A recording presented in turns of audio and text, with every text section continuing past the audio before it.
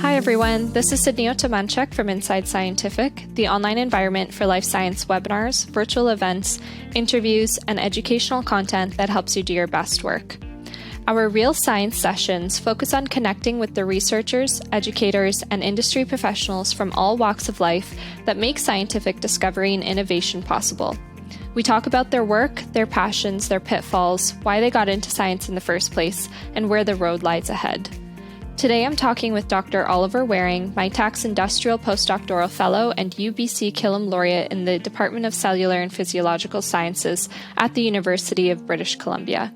His research aims to develop next-generation radiotelemetry devices that monitor the cardiovascular function of small and large animal models to try and better enable us to generate safe and effective translational therapies to restore cardiovascular function following spinal cord injury.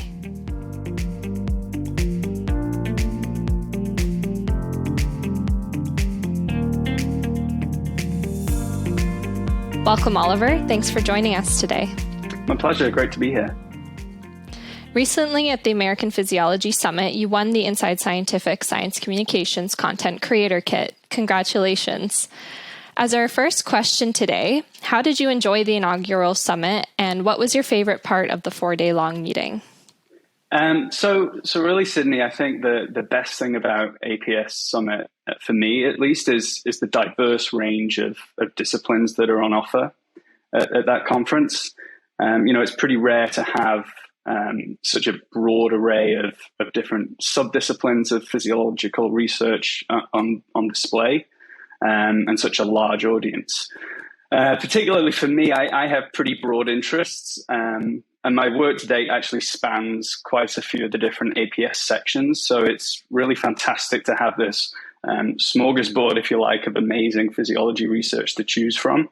And like I alluded to, just the volume of attendees and its profile in the community makes it a great opportunity to maximize your impact with past, present, future colleagues and collaborators from around the world, as well as learn about cutting-edge technologies and resources provided by the vendors and industry partners exhibiting in the Physio Hub. And then obviously, with any conference, another highlight is networking and catching up with friends during ceremonies and all the different social mixes, and of course afterwards at bars and restaurants near the convention center. And obviously Long Beach in California is a particularly nice spot to be doing that. Absolutely. Yeah, it looked like a really wonderful event. And like you said, having everybody get together again too in person and all around the world, people coming there to share their research is amazing. So absolutely, yeah. So glad that you enjoyed it. Let's get to know what shaped you into the researcher you are today. So where did you grow up, and how did your youth influence your path and passion towards science? So I grew up in a relatively small town in England called Macclesfield, and it's pretty rural. And I definitely grew up with an appreciation for the environment and the natural world and wildlife. My parents love animals, and my brother and I grew up around them, and we'd watch and identify, for example, the birds that would feed and bathe in our garden or whatever, and trying to tell the difference between different species and things like that. My grandfather was also a really keen, I suppose you'd call him a hobbyist or an amateur scientist, and he'd teach me about his passions, and they would range from astronomy to botany to entomology to arachnology, and he really sparked my curiosity in scientific method and how the world around us works, particularly the diversity of animals and the amazing places that some of them manage to live and how they can do that. I was also really lucky at school to have had some really incredibly inspiring teachers that helped nurture that curiosity. And I got a huge deal of satisfaction learning how to figure things out, using scientific skills and knowledge. And those teachers really helped to develop that interest and passion for the sciences. And that's what really ultimately led me to pursue them at university. That's great. That does sound like everything kind of lined itself up perfectly for, your PhD research, which we'll talk about soon, and your current research today too. So that's really lovely. You have an interesting array of research interests. Where did you study your bachelor and PhD degrees? What piqued your interest in the relationship between cardiovascular physiology and the autonomic nervous system, and specifically your transition from your PhD research to what you're studying today? Yeah, so it's been quite a long and winding road, but it's been a really rewarding one. So I did my bachelor's degree at the University of Manchester in zoology, and was really fortunate to have a lot of opportunities to do field work, as well as professional experience placement. So lots of opportunities to delve into different fields of research over that time. So my first research project was funnily enough in spider behavior and looking at the mating dances of a species of jumping spider that does these little dances to impress females and have access to mating. So that was kind of an interesting start to research. And then in my third year of my degree, I was very fortunate to work at the University of North Texas for a year in the lab of Dr. Dane Crossley, looking at essentially the developmental plasticity of physiological function in reptiles, so specifically crocodilians and turtles. And that research was really trying to figure out the effects of low oxygen during developmental timeframes on later life physiological function, particularly cardiovascular function. And so reptiles bury their eggs when they lay a nest, and over the time that these eggs are buried and the embryos inside them are developing, they consume oxygen in that nest. And so within that chamber, that buried chamber, oxygen in that nest depletes over time. And so by the end of embryonic development, these animals are actually quite oxygen limited or hypoxic. So we were interested in what the effects of that are long term. And through that work, I got exposed to a lot of surgical techniques, instrumentation of the cardiovascular system. And so that project was really the start of what has become a central interest of mine in terms of the influence of hypoxia, this low oxygen, on cardiovascular function. And that really led me to pursue a PhD in the lab of Dr. Graham Scott at the McMaster University, and that was looking at how hypoxia, or living in a hypoxic environment for your whole lifetime, can affect your cardiovascular function, and how animals that have specifically adapted at high altitude have evolved these mechanisms to cope with that challenging environment. So my thesis was looking at the cardiovascular circulatory adaptations to high altitude hypoxia in deer mice that live at the top of the Rockies in the United States. And that really was looking at plasticity of physiological function in response to hypoxia, and comparing high altitude populations to low altitude populations to figure out the role of genetic adaptation over evolutionary time.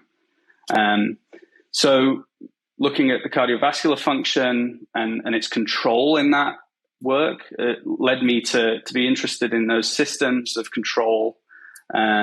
So autonomic nervous system, so the sympathetic and parasympathetic nervous systems control of cardiovascular function.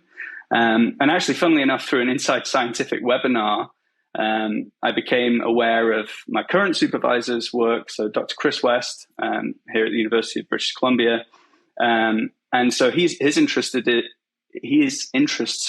in cardio-autonomic function in the setting of spinal cord injury. And so in patients with spinal cord injury, those systems of cardiovascular control are damaged, and particularly the sympathetic nervous system. And so these patients unfortunately suffer from chronically low blood pressure or hypotension, as well as instances of incredibly high heart rates and dangerous spikes in blood pressure that can even be fatal. So now I'm interested in that. And funnily enough, actually, another kind of line or common thread through the work is that hypoxia seems to be an actual promising way of enhancing sympathetic nervous system's influence on cardiovascular function in the setting of spinal cord injury, which is work that we're involved in now. Wow, what a journey from spiders to reptiles to deer mice, and now ultimately into humans with spinal cord injury. So that's really interesting. Thank you for sharing that. Okay, I want to ask you about your title of a Mitacs Industrial Postdoctoral Fellow. What is this exactly, and how has achieving this helped in pursuing your research goals? Yeah, so another interest of mine, and this has developed over the different research projects that I've been involved in, is technology and methodological development, really to help us better gain really good physiological data using fewer, happier animals. And in particular, for many years now, I've been interested in biotelemetry. And while it's been around for decades, there are certain things that we're still unable to measure, just in terms of the technology that's on offer. And the Mitacs Fellowship helps support my partnership essentially with industry to develop telemetry devices that will allow us to measure a suite of cardiovascular indices that we just haven't been able to measure before. And these are really important because these devices, particularly because we can measure physiological function in animals without the complication of anesthesia, handling, tethering. And so it's really a great tool to use to get really relevant physiological function in animals that are, doing their thing and at metabolic rates that are relevant. And the other nice thing about this funding is it supports me gaining industry experience that is traditionally difficult to gain from the academic setting. So, skill sets that you might not ordinarily be exposed to, from product design to engineering and commercialization and marketing too. So there's a really good opportunity to gain some skills that are traditionally not that attainable in the academic setting. Yeah, that does sound like a really great opportunity, and the industry side of things too, I know is very important for a lot of researchers to learn, because that is a whole other side, a whole other ballpark. Yeah, exactly. So you also won the 2022 Killam Postdoctoral Fellowship Award recently. Congratulations on that as well. Thank you. What do you hope to achieve with this? Well, the Killam Award is really one of the most prestigious postdoctoral awards available at the University of British Columbia. So I'm very honored and grateful to have had my work recognized by the University of British Columbia and the Killam Trust that provide the award. And really my goal of the work that's supported through that funding is to explore ways in which we might optimize these potential hypoxia therapies that I alluded to before in spinal cord injury. And so a lot of our work is done in rodent models. So we have rats. And so the work that's funded or supported through the Killam Award is to really tease out the mechanisms through which those hypoxia therapies work and optimize them. Another great benefit of that award is offering financial support to travel to conferences such as the APS Summit, and to build impact and connections that will hopefully benefit the work and lead to some exciting new possibilities in terms of asking the right questions and being best equipped to answer them properly. So yeah, it's great to get that recognition and support to do world-class research. Oh, wonderful. Yeah, good point too about networking. You never know who you're going to meet or see on a webinar. Yeah, exactly. Yeah. And all the wonderful work you may have not done had you not made those connections and done the networking. Exactly. And I will say that, coming from environmental physiology in animals that live at high altitude, I never dreamed of being able to contribute meaningfully to spinal cord injury research. I just never did. And without the InsideScientific webinar that Dr. Chris West gave that I saw, I wouldn't be in this field and I wouldn't be doing this research. And so I think making those connections between fields is huge. And I really do commend InsideScientific for providing those opportunities. It's really great. Oh, thank you so much. Glad to hear it. All right. So you've been publishing a lot lately. How do the results from several papers that have come out not too long ago impacted your future work? And what would you say comes next for you?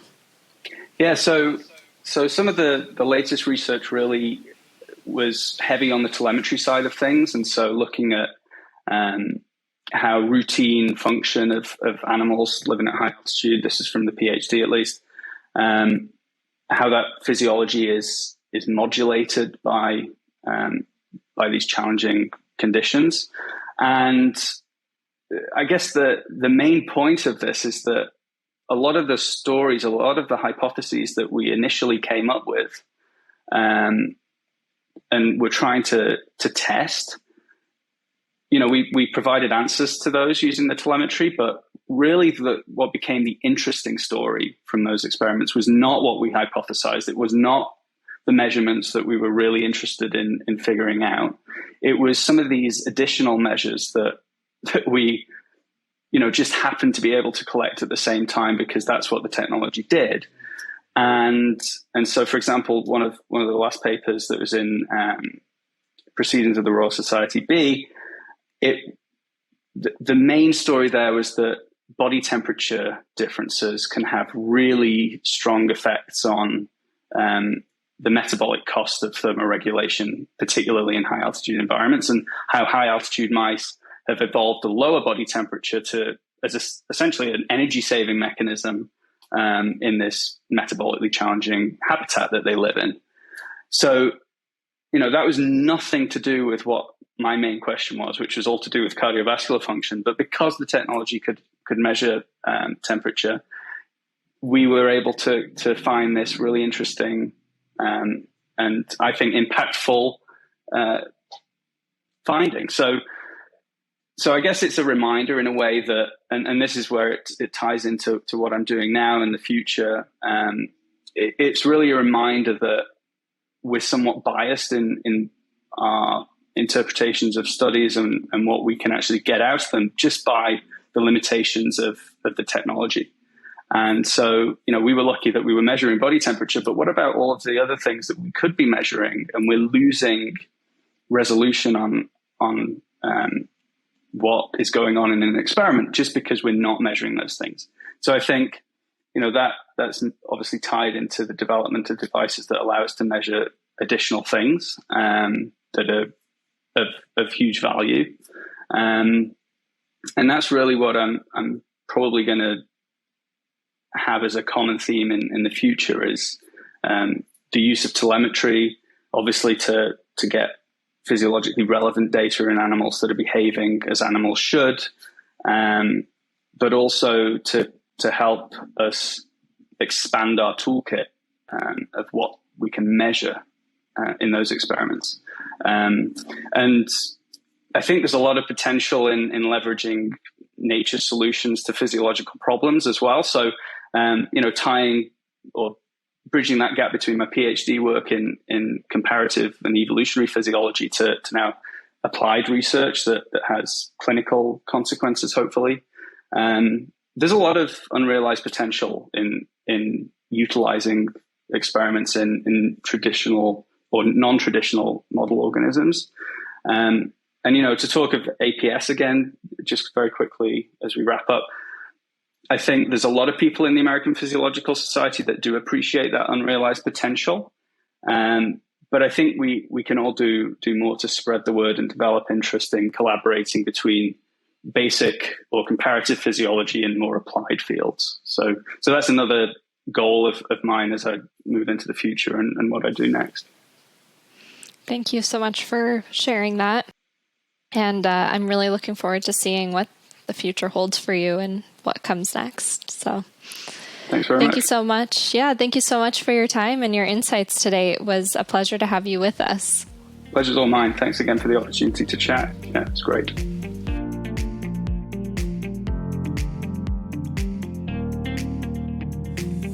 We hope you enjoyed this episode of Real Science and that you'll tune in to future episodes where scientists just like you answer questions about their life, their work, and share insights into what it's like to be doing real science. Don't forget to subscribe.